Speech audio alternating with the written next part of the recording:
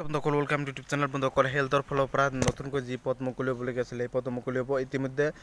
2 ফেব্ৰুৱাৰী থেকে 2008টা পদ আছিল ডিএমিৰ। বন্ধুসকল, ডিএমিৰ 2008টা পদ গ্ৰেড 3 গ্ৰেড 4 নন ভেকেঞ্চি আছিল। বন্ধুসকল, ফাইনেলি পৰীক্ষা আহি গ'ল। বন্ধুসকল, মই আপোনালোকক 6 মাহ আগৰ পৰা কৈছিল জানুৱাৰী মাহত পৰীক্ষা হ'ব। বহুতে কৈছিল কোনো ধৰণৰ নোটিছ নাহিল, কোনো ধৰণৰ এডমিট কাৰ্ড নাহিল, কোনো ধৰণৰ নোটিছ অহা নাই, কোনো ধৰণৰ স্বাস্থ্যমন্ত্ৰী কেশৱ মহন্তই কোনো ধৰণৰ কোৱা নাই, মুখ্যমন্ত্ৰী ডাঙৰীয়াই কৈ নাই। মই কৈছিলোঁ না বাৰ কৈ যিসকলে ভিডিঅ' আগৰ পৰা চাই তেওঁলোকে মই কৈছিলোঁ যে আপোনালোকে প্ৰিপাৰেশ্যন নকৰিলে কিন্তু বেয়াকৈ পস্তাব লাগিব। আপোনালোক মই কৈছিলোঁ না যে জানুৱাৰী মাহত আজি হৈছে 23 জানুৱাৰী তাৰিখ। বন্ধুসকল, 27 জানুৱাৰীৰ পৰা আপোনালোকৰ এডমিট কাৰ্ড ডাউনলোড হ'ব। মই কৈছিলোঁ যে জানুৱাৰী মাহতে এডমিট কাৰ্ড মুকলিব আৰু হেল্থৰ পৰীক্ষা যিকোনো পৰীক্ষা হওক, ডিএমিৰ পৰীক্ষা হওক, গ্ৰেড 3 গ্ৰেড 4 নন ভেকেঞ্চি, মই কৈছিলোঁ যে যিকোনো পৰীক্ষা হওক সকলো পৰীক্ষাই আপোনালোকৰ সাধাৰণতে এডমিট কাৰ্ডটো যিটো এডমিট কাৰ্ড আছে বন্ধুসকল, পৰীক্ষাত যিটো দৰকাৰী এডমিট কাৰ্ডটো 5 দিন বা 6 দিন আগতে মুকলি কৰি দিব বা 7 দিন আগতে মুকলি কৰি দিব।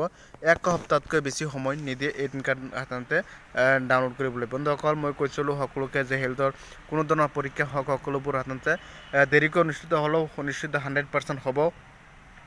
মই সাধাৰণতে 2023 চনৰ সাধাৰণতে জুলাই মাহৰ পৰা কৈ আছিলোঁ যে পৰীক্ষাটো জানুৱাৰী মাহতে হ'ব। বন্ধুসকল, ফাইনেলি জানুৱাৰী মাহতে এডমিট কাৰ্ড মুকলি হ'ল, কাৰণ 7 জানুৱাৰী তাৰিখৰ পৰা এডমিট কাৰ্ড মুকলি হ'ব।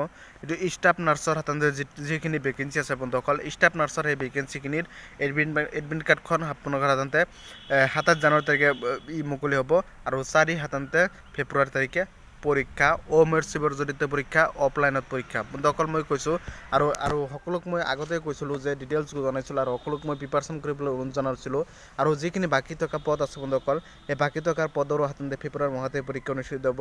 বন্ধুসকল, এতিয়াও সময় আছে, প্ৰিপাৰেশ্যন কৰক। আৰু আপোনালোকৰ অসম চৰকাৰে যদিও 12,600 পদত এপ্লাই কৰিছে গ্ৰেড 3 গ্ৰেড 4 ভেকেঞ্চিত, কিবা ভেকেঞ্চিত এপ্লাই কৰিছে, সেইবোৰ ভেকেঞ্চিত আপোনালোকে এপ্লাই কৰিছে যদি আপোনালোকে প্ৰিপাৰেশ্যন কৰক, কাৰণ প্ৰিপাৰেশ্যন কৰিলে আপুনি 100% সকলো চাকৰি পাবলৈ সক্ষম হ'ব। সকলোক মই হাত জোৰ কৰি অনুৰোধ, প্ৰিপাৰেশ্যন কৰক।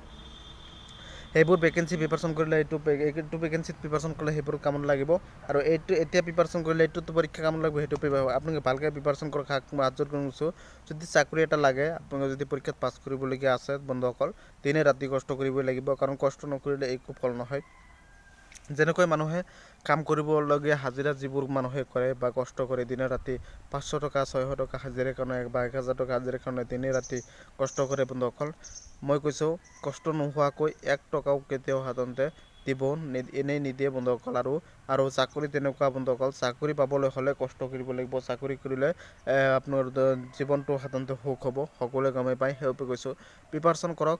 মোটামুটি অসমত লাখে লাখে ল'ৰা ছোৱালী আছে। 2008টা পদত আপুনি এপ্লাই কৰিছে 12 লাখ ওচৰা-ওচৰিকৈ। তাৰে ভিতৰত ষ্টাফ নাৰ্ছৰ যি পদ আছে বাক-বাককৈ পৰীক্ষা হ'ব। মই কৈছিলোঁ না গ্ৰেড 3 গ্ৰেড 4 সকলো বাক-বাককৈ অনুষ্ঠিত হ'ব। ইতিমধ্যে ষ্টাফ নাৰ্ছৰ ফালৰ পৰা নোটিছ মুকলি হৈছে আৰু এডমিট কাৰ্ড ডাইৰেক্ট মই লাইভ প্ৰুফ সহকাৰে 27 সাধাৰণতে জানুৱাৰী তাৰিখে মই লাইভ প্ৰুফ সহকাৰে দেখাই দিম যে কেনেকৈ এডমিট কাৰ্ড ডাউনলোড কৰিব লাগে। মই নিজে সাধাৰণতে 27 জানুৱাৰী তাৰিখে আপোনালোকক মই দেখাই দিম যে এনেকৈ এডমিট কাৰ্ডটো ডাউনলোড কৰিব লাগে। বন্ধুসকল, আপোনালোকে এনেকৈ এডমিট কাৰ্ড ডাউনলোড কৰিব লাগে সেই বিষয়ে মই নিজে লাইভ প্ৰুফ সহকাৰে দেখাই দিম। আৰু অসম পুলিচৰ ওপৰতে হওক, গ্ৰেড 3 গ্ৰেড 4 ভেকেঞ্চিতে হওক, অসম পুলিচ প্ৰিপাৰেশ্যন কৰক। দেৰিকৈ অনুষ্ঠিত হ'ব অসম পুলিচৰ, সেইটো প্ৰিপাৰেশ্যন কৰি থাকিব পাৰে লাহে লাহে।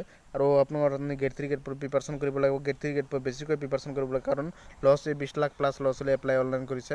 আৰু ডিএমিৰো এডমিট কাৰ্ডটো সকলোৱে গমেই পায়। এডমিট কাৰ্ডটো সাধাৰণতে 27 জানুৱাৰী তাৰিখে এডমিট কাৰ্ড মুকলি হ'ব।